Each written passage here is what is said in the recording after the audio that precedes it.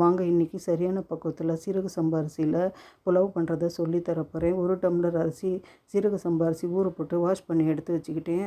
ஒரு பாத்திரத்தை அடுப்பில் வச்சுக்கிட்டேன். அடுப்பு பற்ற வச்சுட்டேன். நான் எடுத்த கரண்டியில் 2 கரண்டி எண்ணெய், கொஞ்சமாக ஒரு சின்ன சைஸ் வெங்காயம், 2 பட்டை, 2 லவங்கம், 2 ஏலக்காய் போட்டு நல்லா வதக்கிக்கோங்க. நல்லா வதங்கட்டும். ஒரு தக்காளி, சின்ன சைஸ் தக்காளி கட் பண்ணி போட்டுக்கிறேன். இது கூட இஞ்சி பூண்டு பேஸ்ட் 1 1/2 ஸ்பூன், கொஞ்சம் புதினா, கொஞ்சம் கொத்தமல்லி வாஷ் பண்ணி போட்டுக்கோங்க. 2 பச்சை மிளகா நீட்டு வாக்கில் கட் பண்ணி போட்டுக்கிறேன். பச்சை மிளகா எல்லாமே கொஞ்சம் வதங்கட்டும். நம்ம வாஷ் பண்ணி எடுத்து வச்சுருந்த அரிசியை தண்ணி வடிச்சிட்டு பாருங்கள் போட்டு கொஞ்சம் வதக்கிடலாம். 1 டம்ளர் அரிசி எடுத்திருந்தேன் நான். அதுக்கு 2 டம்ளர் தண்ணி போட்டுக்கலாம்.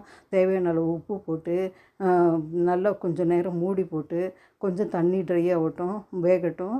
தண்ணி ட்ரை ஆனவுடனே 1 ஸ்பூன் நெய், கொஞ்சம் புதினா, கொஞ்சம் கொத்தமல்லி போட்டு மூடி வச்சு தம்முக்கு விட்டால் சூப்பரான சீரக சம்பா புலாவ் ரெடி.